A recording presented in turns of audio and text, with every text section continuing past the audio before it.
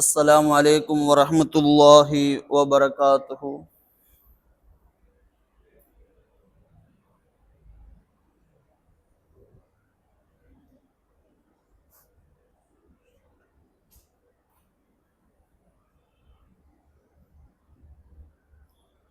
السلام عليكم ورحمة الله وبركاته.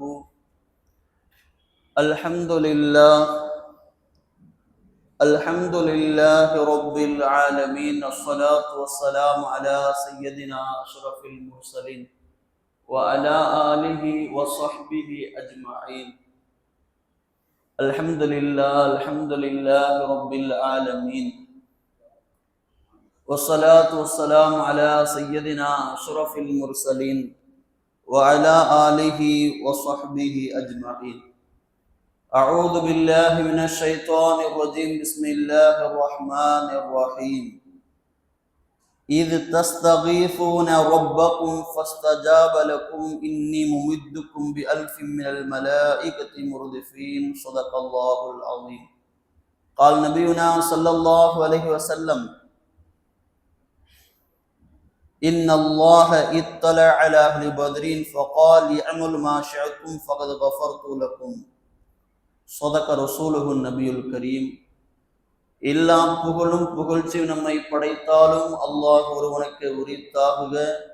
நமது நாயகம் உயிரினும் மேலான கண்மணி நாயகம் ஸல்லல்லாஹு அலைஹி வஸல்லம் அவர்கள் மீதும், அன்னார் வழிநடந்த அத்துணை சுஹாபாக்கள், சுஹதாக்கள், சாலிஹீன்கள், நல்லோர்கள், வலிமார்கள், குறிப்பாக நாட்களில் சிறந்த நாளான ஜும்மா நாளன்று அல்லாஹுவின் இறை இல்லத்திற்கு விரைவாக வந்திருக்கும் நம் அத்துணை நபர்கள் மீதும், இனி இந்த அல்லாஹுவின் சன்னிதானத்தை தேடி வருகிற அத்துணை இஸ்லாமிய நல் உள்ளங்கள் மீதும் ஸலாத்தினும் கருணையும் சலாமினும் ஈடற்றமும் உண்டாகட்டுமாக.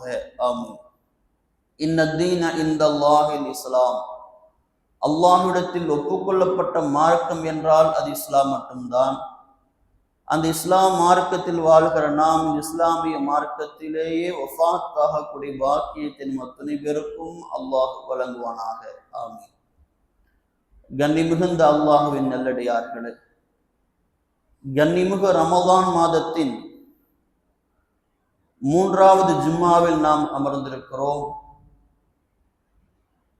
ஹிஜ்ரி 1447வது ஆண்டின் ரமதான் மாதத்தின் 16வது பிறையில் அமர்ந்திருக்கிறோம். அல்ஹம்துலில்லாஹ். இந்த ரமதான் பிறை 17 என்பது இஸ்லாத்தின் வரலாறின் சகாப்தத்தின் ஒரு முக்கியமான நாள். ரமதான் 17 இஸ்லாம் இந்த உலகத்தில் இவ்வளவு விருட்சகமாக பரவி விசாலமான இஸ்லாமியர்கள் இருப்பதற்கு காரணமான நாள் இந்த ரமதான் மாதத்தின் 17வது நாள். அந்த நாளில்தான் நமது நபியான முஹம்மது ஸல்லல்லாஹு அலைஹி வஸல்லம் அவர்கள் இஸ்லாத்தை அழிக்க நினைத்த, அன்னலம்பெருமான் அவர்களை கொல்ல நினைத்த, இஸ்லாத்தை ஏற்றுக்கொண்டவர்களை அழிக்க நினைத்த காஃபிர்களை 313 வீரர்களோடு சண்டையிட்டார்கள். அந்த சண்டையிட்ட நாள்தான் ரமதான் 17. அந்த போரைத்தான் நாம் பத்ரு போர் என்று சொல்லுகிறோம். அன்னலம்பெருமான் ஸல்லல்லாஹு அலைஹி வஸல்லம் அவர்கள் 40 வயதில் நுபுவத் அடைகிறார்கள். நபி பட்டம் கொடுக்கப்படுகிறது. இஸ்லாத்தை போதிக்கிறார்கள். தஅவா பணியில் பல்வேறு சோதனைகள் பெருமானாருக்கு. இருப்பினும் அன்னலம்பெருமான் ஸல்லல்லாஹு அலைஹி வஸல்லம் அவர்கள் அத்தனையும் தாங்கிக் கொள்கிறார்கள். ஒரு நேரத்தில் அந்த காஃபிர் மக்கள் ரசூலுல்லாஹை கொலை செய்ய நாடுகிறார்கள். அல்லாஹ் சொன்னான், நீங்கள் மக்காவிலிருந்து மதீனாவிற்கு செல்லுங்கள் என்று கட்டளையிடுகிறான். அண்ணல் அவர்களும் மதீனாவிற்கு செல்கிறார்கள். தனது 53வது வயதில் மதீனாவிற்கு செல்கிறார்கள். மதீனாவிற்கு சென்ற பிறகுதான் அண்ணல் பெருமானாரை அரவணைக்க, அவர்களை காத்து கொள்ள, இந்த இஸ்லாம் வளர்ச்சி அடைய ஒரு கூட்டத்தை அல்லாஹ் ஏற்படுத்தியிருந்தான். அதுதான் மதீனாவில் வாழ்ந்த அன்சாரி பெருமக்கள். அவர்கள் மூலமாக இஸ்லாம் கொஞ்சம் கொஞ்சமாக வளர்கிறது. இஸ்லாத்தை ஏற்றவர்கள் பாதுகாப்பாக இருக்கிறார்கள் என்கிற சூழல் உருவாகிறது. இப்படிப்பட்ட சூழ்நிலையில்தான் அண்ணல் பெருமான் ஸல்லல்லாஹு அலைஹி வஸல்லம் ரமதான் மாதத்தில் காஃபிர்களை எதிர்த்து ஒரு போர் செய்தார்கள். அந்த போர் தான் பத்ர் போர். அந்த போரில் கலந்து கொண்ட சஹாபிகள் 313 பேர்கள். அந்த 313 பேர்களில் முஹாஜிர்கள் 82 பேர். முஹாஜிர்கள் என்றால் மக்காவை துறந்து இஸ்லாம் என்ற மார்க்கத்தை பாதுகாக்க மக்காவை விட்டும் மதினாவிற்கு சென்றவர்கள். இவர்கள் முஹாஜிர்கள் 82 பேர் இருந்தாங்க. அடுத்து மீதி உள்ளவர்கள் மதினாவை சேர்ந்த அன்சாரி சஹாபிகள். அந்த அன்சார்கள் 2 குடும்பத்தை சார்ந்தவர்களாக இருந்தார்கள். ஒன்று அவுஸ், இன்னொன்று ஹஸ்ரஜ். அவுஸ் என்கிற கிளையின் சார்பாக 61 நபர்களும், ஹஸ்ரஜ் கிளையினர் சார்பாக 170 பேரும், ஆக மொத்தம் 313 பேரும் அந்த போரில் கலந்து கொள்கிறார்கள். அந்த போரில் இஸ்லாமியருக்கு வெற்றி கிடைக்கிறது. இந்த 313 பேருக்கு அல்லாஹ் எந்த சிறப்பை தருகிறான் என்றால், அண்ணல் பெருமான் ஸல்லல்லாஹு அலைஹி வஸல்லம் அவர்கள் சொன்னார்கள், இன்னல்லாஹ, அல்லாஹ் ஆகிறவன் இந்த பத்ரில் கலந்து கொண்ட இந்த 313 பேர்களை அல்லாஹ் மன்னித்து விட்டான். அவர்களுக்கு சொர்க்கத்தை கடமையாக்கி விட்டான். அவர்கள் என்ன வேண்டுமானாலும் செய்து கொள்ளலாம் என்று அல்லாஹ் கூறுவதாக நமது நபி முஹம்மது ஸல்லல்லாஹு அலைஹி வஸல்லம் அவர்கள் கூறினார்கள். ஒரு நாள் ஜிப்ரீல் வந்தார். அல்லாஹ்வின் திருத்தூதரே, பத்ரில் கலந்து கொண்ட 313 சஹாபாக்களை நீங்கள் எந்த அந்தஸ்தில் வைத்திருக்கிறீர்கள் என்று கேட்டார்கள். ஜிப்ரீல் அலைஹிஸ்ஸலாம். அண்ணல் முஹம்மது ஸல்லல்லாஹு அலைஹி வஸல்லம் அவர்கள் சொன்னார்கள், அந்த 313 பத்ரில் கலந்து கொண்ட சஹாபாக்களை எங்களிலேயே மிகச் சிறந்தவர்களாக நாங்கள் காண்கிறோம் என்று அண்ணல் ஸல்லல்லாஹு அலைஹி வஸல்லம் அவர்கள் சொன்னார்கள். அப்பதான் ஜிப்ரீலும் சொன்னார்கள், ஆம், அதே போல்தான் அந்த பத்ர் போரில் கலந்து கொண்ட வானவர்கள், எங்களிலிருந்து யாரெல்லாம் மலக்குமார்கள் பத்ர் போரில் கலந்து கொண்டார்களோ அவர்களை வானவர்களிலே மிகச் சிறப்பானவர்களாக கருதுகிறோம் என்றார்கள் ஜிப்ரீல் அலைஹிஸ்ஸலாம். அப்ப மனிதர்களிலே மிகச் சிறந்தவர்களாக பத்ரில் கலந்து கொண்டது 313 சஹாபாக்கள் இருக்கிறார்கள். அவர்களுடைய அந்தஸ்து என்ன தெரியுமா? அந்த 313 பேருடைய அந்தஸ்து, ஒரு நாள் ஸல்லல்லாஹு அலைஹி வஸல்லம் மக்கா வெற்றி அடைவதற்கு கொஞ்ச நாளுக்கு முன்பாக அண்ணல் ஸல்லல்லாஹு அலைஹி வஸல்லம் அவர்கள் என்ன செய்கிறார்கள்? 2 சஹாபிகளை அழைக்கிறார்கள். அலி ரலியல்லாஹ், மிக்தாத் இப்னு அஸ்வத் ரலியல்லாஹ்வை அழைக்கிறார்கள். அழைத்து, நீங்கள் இருவரும் மக்காவை நோக்கி பயணம் செய்யுங்கள். அந்த பயண வழியிலே ஒரு இடம் இருக்கிறது, ரௌலத்து ஹாஃப் அப்படிங்கிற ஒரு இடம் இருக்கிறது. அந்த இடத்தில் ஒரு பெண் சென்று கொண்டிருப்பால், அந்த பெண்ணை வழிமறித்து அந்த பெண்ணிடம் ஒரு லெட்டர், ஒரு கடிதம் இருக்கிறது, அந்த கடிதத்தை நீங்கள் வாங்கிவிட்டு வாருங்கள் என்று அனுப்புகிறார்கள். அலி ரலியல்லாஹு, மிக்தாத் ரலியல்லாஹு இருவரும் செல்கிறார்கள். சென்று அந்த ரௌலத் ஹாஃப் என்கிற இடத்தில் ஒரு பெண் செல்கிறார். அந்த பெண்ணை வழிமறிக்கிறார்கள். அலி ரலியல்லாஹு, மிக்தாத் ரலியல்லாஹு வழிமறித்து சொல்கிறார்கள், நீ மதீனாவிலிருந்து ஒரு கடிதத்தை எடுத்து மக்காவிற்கு சென்று கொண்டிருக்கிறாய், அந்த கடிதத்தை எங்களிடம் கொடுத்து விடு என்று கேட்கிறார்கள் இருவரும். அந்த பெண் பொய் உரைக்கிறாள்.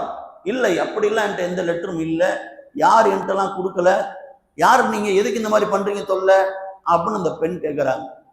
அலி ரலியல்லாஹு, மிக்தாத் ரலியல்லாஹு சொல்கிறார்கள், இல்லை இல்லை, எங்கள் நபிகள் சொல்லிவிட்டார்கள் என்றால் அதில் பொய்யே இருக்காது.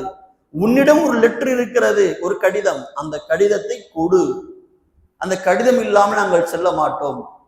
அந்த கடிதத்தை தரவில்லை என்றால் உன்னை சோதனையிட நேரிடும். அதனால் மரியாதையாக அந்த லெட்டரை எடுத்து கொடு அப்படின்னு என்ன செய்யறாங்க, இருவரும் கேட்கிறார்கள். அவள் பயப்படுகிறாள். பயந்து தன் கூந்தலுக்குள் சொருகி வைத்திருக்கிற அந்த லெட்டரை எடுத்து கொடுக்கிறாங்க. இதுதான் அந்த லெட்டரு. அந்த லெட்டரை வாங்கிக்கிறாங்க அலி ரலியல்லாஹு. அந்த லெட்டரை வாங்கிக்கிட்டு ரசூல் ஸல்லல்லாஹு அலைஹி வஸல்லம் வந்து கொடுக்கிறார்கள். இந்தாங்க யா ரசூலுல்லாஹ், நீங்க சொன்ன மாதிரி அந்த பெண்ணிடத்தில் ஒரு கடிதம் இருந்தது, அது இதுதான் என்று கொடுக்கிறார்கள். அந்த கடிதத்தை எடுத்து படிக்கிறார்கள் அன்னல் ஸல்லல்லாஹு அலைஹி வஸல்லம்.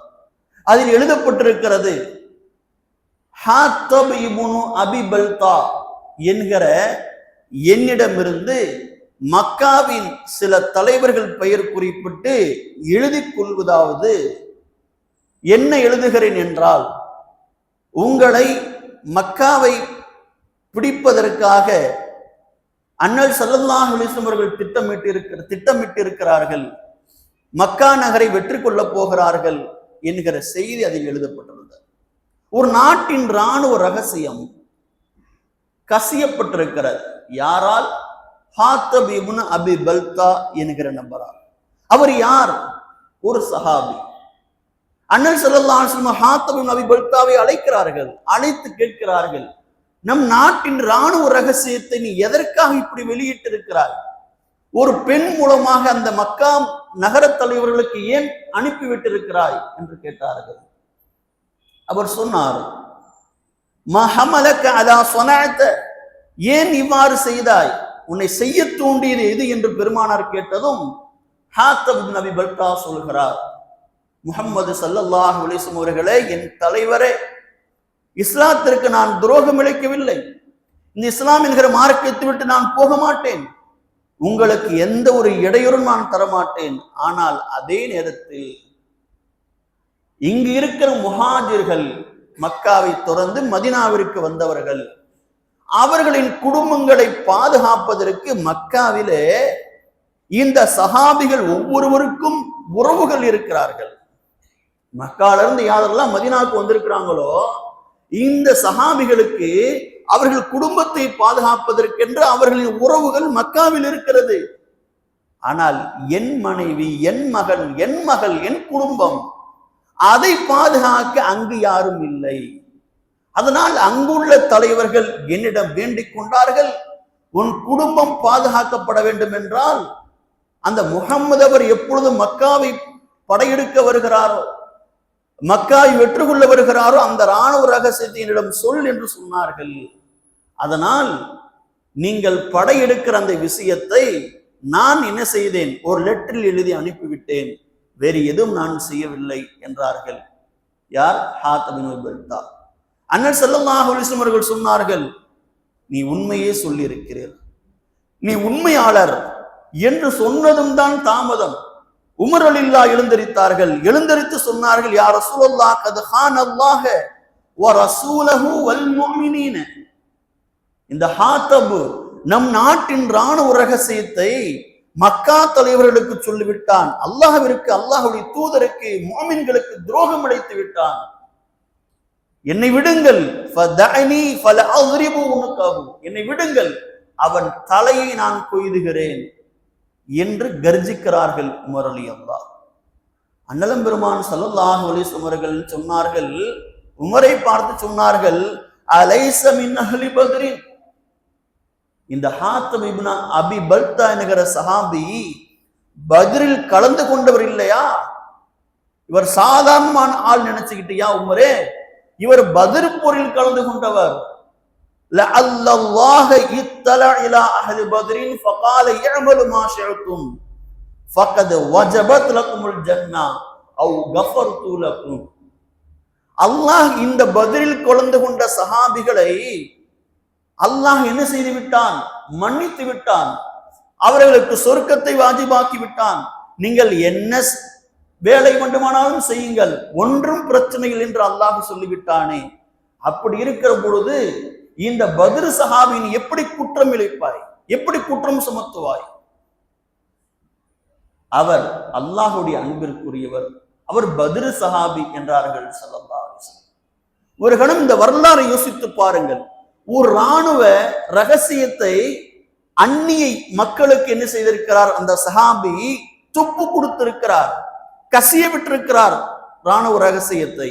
ஆனால் அன்னல் ஸல்லல்லாஹு அலைஹி வஸல்லம் அப்படிப்பட்ட காரியத்தை செய்திருந்தும் அவரை மன்னிக்கிறார்கள். அவருக்கு சொர்க்கம் இருக்கிறது, அவருக்கு அல்லாஹ்விடத்தில் உரிய அந்தஸ்து இருக்கிறது என்று சொல்கிறார்கள். காரணம் அவர் பத்ர் போரில் கலந்து கொண்டவர் என்ற ஒற்றை காரணம்.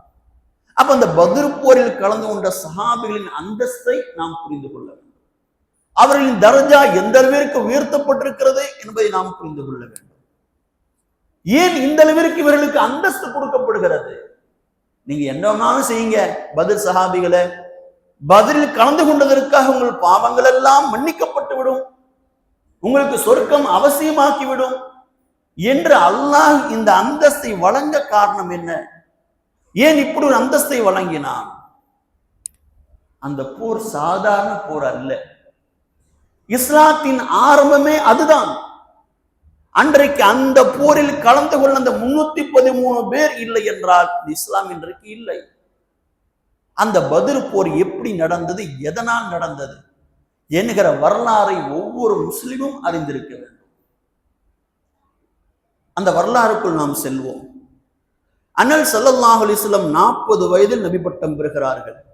13 வருடம் மக்காவில் பிரச்சாரம் செய்கிறார்கள். எவ்வளோ கஷ்டங்கள், எவ்வளோ துன்பங்கள். ஒரு நேரத்தில் பெருமானாரை கொல்ல முனைகிறார்கள். அல்லாஹ் சொன்னான், மக்காவை விட்டு மதீனாவிற்கு போங்க. தனது 53வது வயதில் மக்காவிலிருந்து மதீனாவிற்கு செல்கிறார்கள் ஸல்லல்லாஹு அலைஹி வஸல்லம். அங்கு ஒரு கூட்டம் மதீனாவில் இவர்களை அரவணைக்கிறது, அன்போடு சேர்த்து கொள்கிறது, அரணாக நிற்கிறது. இஸ்லாம் வளரத் தொடங்குகிறது. மதீனாவிற்கு சென்று இஸ்லாம் வளரத் தொடங்குவதை பார்த்த இந்த மக்கா வாழ் மக்களுக்கு எரிச்சல், காழ்ப்புணர்ச்சி, பொறாமை. இந்த முகம்மது என்ன வளர்கிறார், இஸ்லாம் வளர்கிறது, அதை ஏற்றுக்கொள்பவர்கள் ஒரு அரணாக மாறுகிறார்களே, மக்கள் சக்தி பெறுகிறது என்ற அச்சம் மக்காவால் மக்களுக்கு. அவர்கள் முடிவெடுக்கிறார்கள், இந்த முகம்மது இப்படி விட்டோம்னா அவன் பெரிய ஆளா மாறி ஒரு பெருங்கூட்டத்தை கூட்டு வந்து மக்காவை அவன் சொந்தமாக்கி கொள்வான். அதனால என்ன செஞ்சிடணும், சிறு சிலையை கிள்ளி போட்டுறணும். இப்ப வளர ஆரம்பிக்கும் போதே முகம்மது அவர்களையும் அவர்களை ஈமான் கொண்டவர்களையும் அழிக்கணும்னு நினைக்கிறார்கள் மக்காவால் மக்கள். அதனால் பொருள் செல்வத்தை தேடி செல்கிறார்கள். போர்னா பொருள் வேணுமா இல்லையா? அப்ப எல்லாரும் சம்பாதிக்க ஆரம்பி. முகம்மதை அழிப்பதற்காகவே அவர்கள் வியாபாரம் செய்ய பார்க்கிறார்கள், முடிவெடுக்கிறார்கள். நீங்கள் சரியாக உலக வரைபடத்தை எடுத்து நீங்கள் பார்த்தீர்கள் என்றால் மக்கா இங்க இருக்கிறது, மதீனா இங்க இருக்கிறது. இதை தாண்டி ஷாம் என்கிற நகரம், இன்றைக்கு இருக்கிற பலஸ்தீன், ஜோர்டான், சிரியா, இது போன்ற ஏரியாக்கள், இந்த ஏரியாக்களில் தான் அன்றைக்கு வியாபாரம் பெருகி இருந்தது. மக்காவிலிருந்து அவர்கள் வியாபாரம் செய்வதற்காக எங்கு செல்ல வேண்டும்? ஷாம் நகரத்திற்கு வர வேண்டும். அப்படி வரணும்னா எதை கடந்து வரணும்? மதீனாவை கடந்துதான் அவர்கள் வர வேண்டும். அப்ப மக்காவிலிருந்து ரசூலுல்லாஹ்வை அழிப்பதற்காக பொருள் செல்வம் தேடி என்ன செய்கிறார்கள்? ஒவ்வொரு வியாபார குழுவும் மதீனாவை கடந்து ஷாமுக்கு சென்று வியாபாரம் செய்து அந்த பொருளை வைத்து ரசூலுல்லாஹ்வை அழிக்க வேண்டும் என்று முடிவெடுக்கிறாங்க. இந்த செய்தி ரசூலுல்லாஹ்வுக்கு தெரிய வருகிறது. அப்போதான் இஸ்லாம் வளர ஆரம்பிக்கிறது. ரசூல் ஸல்லல்லாஹு அலைஹி வஸல்லம் இதை எப்படி விட முடியும்? தம்மை அழிப்பதற்காக அவர்கள் செய்கிற அந்த காரணிகள், செயல்கள், அது நம் நாடு கடந்து செய்கிறார்கள் என்பதை பெருமானார் எப்படி பார்த்து கொண்டிருப்பார்கள்? பெருமானார் ஸல்லல்லாஹு அலைஹி வஸல்லம் நம்ம நாட்டை கிராஸ் பண்ணி, மதீனாவை கிராஸ் பண்ணி ஏதாவது மக்காவின் வியாபார குழு போச்சுன்னா நம்மளை தாக்குவதற்காக, நம்மளை அழிப்பதற்காக பொருள் செல்வம் சேர்க்கிறாங்க. அதை நாம் என்ன செய்யணும்? அபகரிக்கணும். அதை நாம் என்ன செய்ய வேண்டும்? எடுத்துக்கொள்ள வேண்டும் என்று ரசூலுல்லாஹ் திட்டமிடுகிறார்கள். அப்படி திட்டமிட்டு மதீனாவிற்கு சென்ற ஒரு வருடத்திலே, ஹிஜ்ரி 1 3 படைப்பிரிவு அனுப்பப்படுகிறது ரசூலுல்லாஹ்வால். 3 வியாபார கூட்டம் போகுது, அதை பிடிக்கிறதுக்காக ரசூலுல்லாஹ் 3 படைப்பிரிவை அனுப்பினார்கள். போனாங்க, தப்பிச்சிட்டாங்க அந்த வியாபார குழு. அடுத்து 2வது வருடம் இதே போல் 5 வியாபார கூட்டம் செல்கிறது ரசூலுல்லாஹ்வை அழிப்பதற்காக பொருள் செல்வத்தை தேடி. அதை பிடிப்பதற்காக ரசூலுல்லாஹ் ஒரு 5 படைப்பிரிவை அனுப்பினார்கள். அதுவும் தோல்வியில் முடிகிறது. ஒரே ஒரு இதில் மட்டும் அந்த மக்கா வாழ் மக்கள் சேர்த்து கொண்ட அந்த பொருள் செல்வத்தை ரசூல் ஸல்லல்லாஹு அலைஹி வஸல்லம் கொண்டு வந்தார்கள் சஹாபிகள். இப்படி 2வது வருடம், ஹிஜ்ரி 2ஆம் வருடம் ரஜபு மாதத்தில் ஒரு படைப்பிரிவை அனுப்புகிறார்கள். அதுதான் கடைசி படைப்பிரிவு. இப்படி ரசூலுல்லாஹ் மதீனாவிற்கு சென்று 8 படைப்பிரிவை அனுப்பி வியாபார பொருட்களை அழிப்பதற்காக சேர்க்கிற வியாபார பொருட்களை எடுத்துக்கொண்டு வந்தார்கள் ஸல்லல்லாஹு அலைஹி வஸல்லம். இதெல்லாம் தெரிஞ்சுக்கிட்டு மக்காவால் மக்கள் என்ன செஞ்சாங்க, இவனை பெருசா அழிக்கணும், பெரிய செல்வத்தை நம்ம கொண்டு வரணும், அப்படி ஒரு பெரிய படைப்பிரிவை, பெரிய வியாபார கூட்டத்தை அனுப்புகிறார்கள் மக்காவால் மக்கள். அதுக்கு யார் தலைமை? அபு சுஃபியான் தலைமையாக இருக்கிறார். அவர் ஷாமிற்கு சென்று வியாபாரம் செய்து ஒரு மிகப்பெரிய அளவிலான பொருளை கொண்டு வருகிறார். சாதாரணமான பொருள் அல்ல, 50,000 தங்க நாணயம் மதிப்பிற்குரிய வியாபார பொருட்கள், 1000 ஒட்டகங்கள், 800 குதிரைகள் என்று சொல்லப்படுகிறது. இதையெல்லாம் கொண்டு வருகிறார். 40 பேர் பாதுகாவல வச்சு. இவ்வளவு பொருளை பாதுகாக்க 40 பேர் தான். இந்த வியாபார குழு சென்று சம்பாதித்து வருகிறது. இதை ரசூலுல்லாஹ் அறிகிறார்கள். இப்ப இவ்வளவு பொருள் மக்காவுக்கு போச்சுன்னா அவர்கள் உடனே படையெடுப்பார்கள், நம்மை அடிப்பார்கள் என்பதற்காக ரசூலுல்லாஹி ஸல்லல்லாஹு அலைஹி வஸல்லம் அந்த வியாபார குழுவை பிடிப்பதற்காக ரசூல் ஸல்லல்லாஹு அலைஹி வஸல்லம் அவர்கள் செல்கிறார்கள். போருக்காக அல்ல, அந்த வியாபார குழுவை பிடிப்பதற்காக செல்கிறார்கள். 313 சஹாபாக்களை அழைத்துக் கொண்டு நாயகம் செல்கிறார்கள். நாயகம் ஸல்லல்லாஹு அலைஹி வஸல்லம் 313 பேரோட வர்றாங்கன்னு தெரிஞ்சுக்கிட்ட அபு சுஃபியான் என்ன செய்தார்? மக்காவிற்கு தகவல் கொடுத்தார். நம்முடைய ஒட்டுமொத்த உழைப்பும் இங்க இருக்கு, ஜாமான்களாக, வியாபார பொருட்களாக. இதை எடுப்பதற்காக முகம்மது 313 பேரோடு வர்றாரு, நீங்க எனக்கு ஹெல்ப்புக்கு ஆள் அனுப்புங்க அப்படின்னு என்ன செய்கிறார்? அபு சுஃபியான் மக்காவுக்கு தகவல் கொடுக்கிறார். மக்காவில் இருந்த அபு ஜஹல், பெரிய பெரிய தலைவர்கள் எல்லாம் ஒன்று சேர்ந்து ஒரு 1300 பேர், ஒவ்வொரு வீடும் ஒரு ஆளை கொடுக்கணும். எல்லார் வீட்டில இருந்தும் அந்த முகம்மதை அழிப்பதற்காக ஆள் சேர்க்கிறார்கள். அந்த மக்கள் இஸ்லாத்தை அழிப்பதற்காக ஆள் சேர்க்கிறார்கள். சேர்த்தால் 1300 பேர் வர்றாங்க. 1300 பேரோடு அபு ஜஹல் என்ன செய்கிறான்? கிளம்பி வருகிறான். இங்க அபு சுஃபியான் அவர்கள் பாதுகாப்பாக தன் வியாபார குழுவை கொண்டு சென்று கொண்டிருக்கிறார்.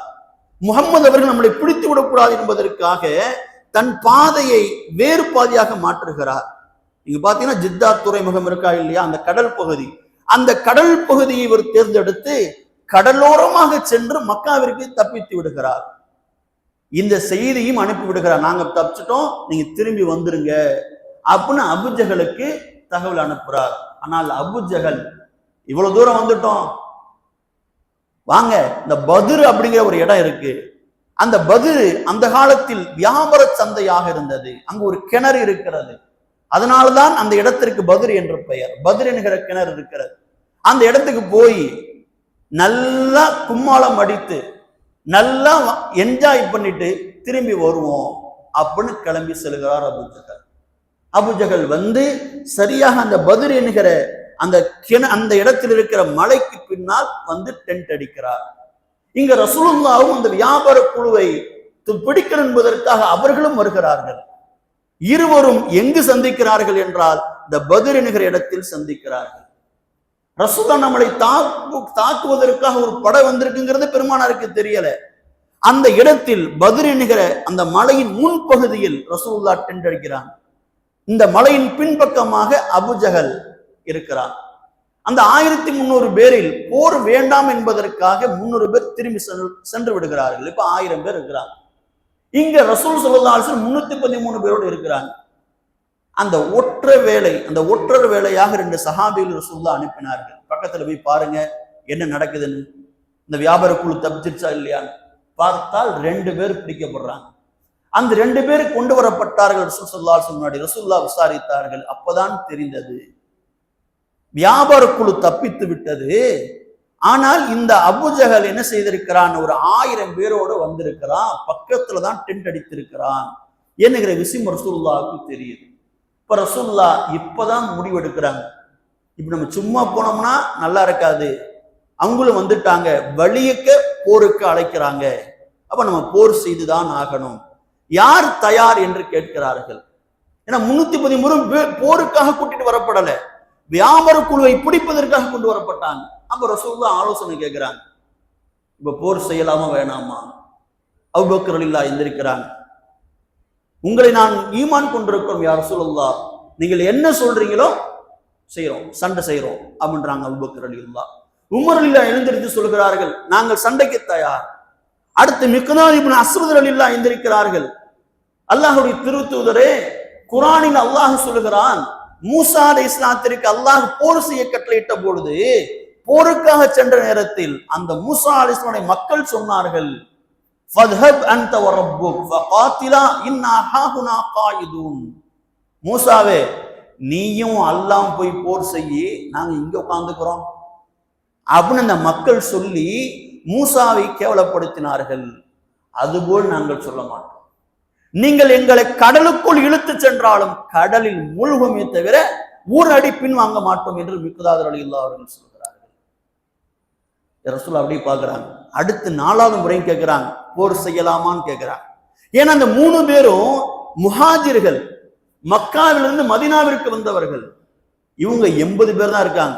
ஆனா மெஜாரிட்டி 212 பேர் யாருன்னு கேட்டீங்கன்னா அந்த மதீனாவை சேர்ந்த அன்சாரி சஹாபிகள். அவங்களுடைய கருத்து என்ன அப்படிங்கறத ரசூலுல்லாஹ் அறிய விருப்பப்படுகிறார்கள். கேட்டாங்க, நீங்க என்ன சொல்றீங்க? அப்ப அந்த மதீனா வாழ் மக்களின் தலைவர் சஅத் இப்னு முஆத் ரலியல்லாஹு எழுந்திருத்தார்கள், அண்ணல் ரசூலே, உங்களை நாங்கள் ஈமான் கொண்டிருக்கிறோம், உங்களை உண்மைப்படுத்தியிருக்கிறோம், உங்களை நாங்கள் பைஅத் செய்திருக்கிறோம், உங்களை பாதுகாப்போம் என்று நீங்கள் சொல்லுங்கள், எதை வேண்டுமானாலும் நாங்கள் செய்கிறோம். இதோ இந்த ஜித்தா துறைமுகத்தில் இருக்கிற கடலுக்குள் எங்களை இழுத்து சென்றாலும் நாங்கள் கடலில் மூழ்குவோமே தவிர ஒரு அடி பின்வாங்க மாட்டோம் என்கிற அந்த வசனத்தை மீண்டும் இவர்கள் சொல்கிறார்கள். போருக்கு தயாராகிறாங்க. சரியாக ரமலான் இதே மாதம் பிறை 17 அன்று வெள்ளிக்கிழமை, இதே வெள்ளிக்கிழமை காலையில் சுபுகு புலருகிறது. சுபுகு தொழுகை முடித்த கையோடு போருக்கு ரெடியாகிறார்கள் 2 அணியினரும். இந்த பக்கம் பார்த்தா காஃபிர்கள் 1000 பேர் இருக்கிறார்கள், 600 பேர் கவச ஆடை அணிந்திருக்கிறார்கள், 100 குதிரைகள் இருக்கிறது, 700 ஒட்டகம் இருக்கிறது, எல்லார் கையிலும் வாள் இருக்கிறது. ஆனால் இந்த பக்கம் முஸ்லிம் அணியினர் 313 பேர் மட்டும்தான். அந்த 313 பேரில் 2 பேரிடம் தான் குதிரை இருக்கிறது. ஜுபைர் ரலியல்லாஹு, மிக்தாத் ரலியல்லாஹு 2 பேரும் தான் குதிரை வச்சிருக்கிறாங்க. மீதி 70 ஒட்டகம் இருக்கிறது, 6 பேர் தான் கவசங்களை அணிந்திருக்கிறார். ஏன்னா போர் தொழில் அவர்களுக்கு தெரியாது, விவசாயிகள் அத்தனை பேரும். ஆனால் இஸ்லாம் என்ற ஒற்றை காரணத்திற்காக, முஹம்மது ஸல்லல்லாஹு அலைஹி வஸல்லம் என்கிற ஒற்றை காரணத்திற்காக என்ன செய்கிறார்கள்? எல்லாரும் தயாராக இருக்கிறார்கள். முதலில் போர் ஆரம்பிப்பதற்கு முன்பதாக ஒண்டி கொண்டி அப்படிங்கிற ஒரு சண்டை ஆரம்பிக்கும். அப்படி மக்காவின் படைப்பிரிவிலிருந்து 3 பேர் வர்றாங்க. யார் யார் என்றால் உத்துபா, ஷைபா, வலீது. 3 பேரும் பசங்க தான். உத்துபா அத்தா, ஷைபா, அப்புறம் வலீது, 2 பேரும் பசங்க. 3 பேரும் ஒண்டி கொண்டி வருகிறார்கள். இவர்களை எதிர்ப்பதற்காக அன்சாரிய சஹாபில் வந்ததும் இவங்க சொல்றாங்க, இவங்கள எங்களுடைய ரேஞ்சுக்கு ஒத்து வர மாட்டாங்க, எங்க குலம் என்ன, இந்த அன்சாரிகள் விவசாயிங்க, இதுங்களை போய் எங்க விட்டு அனுப்புற, இந்த 3 பேர் வேணாம், எங்களுக்கு நிகரான ஆள் அனுப்பு அப்படின்றாங்க. ரசூல் ஸல்லல்லாஹு அலைஹி வஸல்லம் அவர்கள் 3 பேரை அனுப்பினார்கள். உபைதா ரலியல்லாஹு, ஹம்சா ரலியல்லாஹு, அலி ரலியல்லாஹு. இங்க பாருங்க, ரசூலுல்லாஹ் தன் குடும்பத்திலிருந்து 3 பேரை அனுப்புறார். 3 பேர் ரசூலுல்லாஹ்வுடைய குடும்பம். உத்துபா ரசூலுல்லாஹ்வுடைய குடும்பத்தை சேர்ந்தவர், ஹம்சா சிறிய பாப்பு, அலி ரலியல்லாஹு மாமி மக. 3 பேரை அனுப்புகிறார்கள் ஸல்லல்லாஹு அலைஹி வஸல்லம். 3 பேரும் ஒத்திக்கு போய் நிற்கிறாங்க. இந்த ஒரு நொடி தாமதத்திலே, ஒரு நொடியிலே ஹம்சா ரலியல்லாஹு, அலி ரலியல்லாஹும் தன்னுடன் சண்டை போட வந்த ஸைபாயும் வலீதையும் நிசுகிறார்கள், வீழ்த்தி விடுகிறார்கள். கண் இமைக்கிற நேரத்தில் வீழ்த்தி விடுகிறார்கள். ஆனால் உத்துபா ரலியல்லாஹு, உத்துபாவோடு உபைதா ரலியல்லாஹு, உத்துபாவோடு சண்டை போடுகிற பொழுது உபைதா ரலியல்லாஹு தன் காலை இழக்கிறார்கள். அவரை கொல்ல முனைகிற பொழுது ஹம்சா ரலியல்லாஹு, அலி ரலியல்லாஹும் உத்துபாவை சாய்க்கிறார்கள். போர் ஆரம்பித்து விடுகிறது. போர் மும்முரமாக நடக்கிறது. அல்லாஹ் திருமறையில் சொல்லுகிறான், போர் நடந்து கொண்டிருக்கிற அந்த வேளையில் ரசூலுல்லாஹ் துஆ செய்தார்கள், அல்லாஹும்ம அன்ஜிஸ்லி ஹா வஅத்தனி அல்லாஹும்ம ஆத்தி மா அத்தனி என்கிறார்கள். யா அல்லாஹ், எனக்கு வாக்களிக்கப்பட்ட வெற்றியை கொடு யா அல்லாஹ் என்று துஆ கேட்கிறார்கள். அந்த துவா இஸ்லாமிய உலகத்தின் முதல் ஆரம்ப புள்ளி அந்த துவா தான். கேட்டார்கள், அல்லாஹ் மின் துஹ்லிக் ஹாதில் இஸாபா மின் அஹ்லில் இஸ்லாம் லா துஅபது ஃபில் அர்ள். யா அல்லாஹ், இந்த சிறிய கூட்டம் அழிக்கப்பட்டால் உன்னை வணங்குவதற்கு ஆள் இருக்கிறார். இந்த 313 பேர் இந்த போரில் கொல்லப்பட்டு விட்டார்கள் என்றால் இஸ்லாம் இருக்காது, உன்னை வணங்குவதற்கு இந்த உலகத்தில் ஆள் இருக்க மாட்டார்கள். யா அல்லாஹ், எங்களுக்கு உதவி செய் என்று கேட்டார்கள். அன்னர் ஸல்லல்லாஹு அலைஹி வஸல்லம். அல்லாஹ் என்ன செய்தான்? தன் வானவர்களை அனுப்பினான். அதை திருமறையிலே சொல்கிறான் அல்லாஹ் சுப்ஹானஹு வ தஆலா. வானவர்களை உதவிக்கு அல்லாஹ் அனுப்புகிறான். சண்டை முடிகிறது. அந்த சண்டையில் அபுஜஹல் கொல்லப்படுகிறான். மக்காவின் முக்கிய தலைவர்கள் கொல்லப்படுகிறார்கள். அபுஜஹல், உத்துபா, ஷைபா, வலீத், உமையா, இத்தனை தலைவர்களும் கொல்லப்படுகிறார்கள். இவர் யார் என்றால் மக்காவில் ரசூலுல்லாஹ்விற்கு துன்பம் கொடுத்தவர்கள்.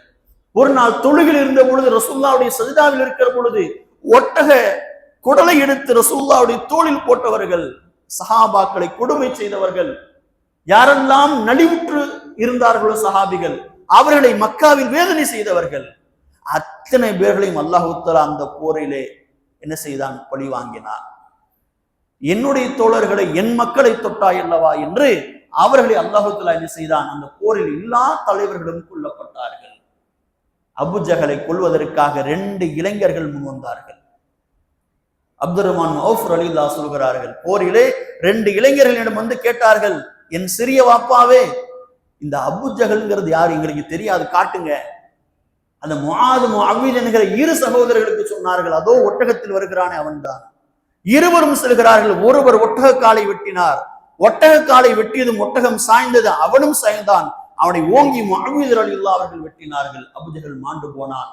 காரணம் என்னவென்றால், இருவரும் சொன்னார்கள், இவன் மக்காவில் எனது ரசூலுக்கு அதிகமாக துன்பம் கொடுத்தானாம், என் முஹம்மது ஸல்லல்லாஹு அலைஹி வஸல்லம் அவர்களை அதிகமாக துன்புறுத்தினானாம், அதனால் கொன்றோம் என்றார்கள். முஅவ்வித் ரலியல்லாஹு. இதில் முஅவ்வித் ரலியல்லாஹு அவர்கள் காயம் ஏற்பட்டு ஷஹீதானார்கள் என்கிற வரலாறு இருக்கிறது. இப்படி மக்காவுடைய எல்லா தலைவர்களும் அந்த போரில் கொல்லப்படுகிறார்கள்.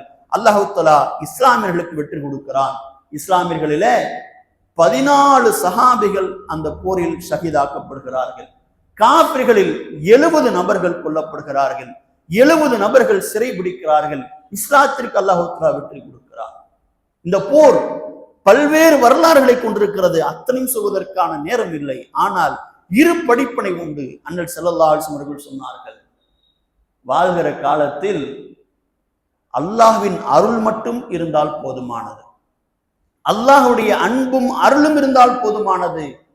எவ்வளவு சிறிய பொருளாக இருந்தாலும் அந்த சிறிய பொருள் எவ்வளவு பெரியது என்று மார்த்தட்டிக் கொள்பவர்களையும் அழிக்கும் என்பதற்கு இந்த போர் ஒரு முக்கியமான உதாரணம்.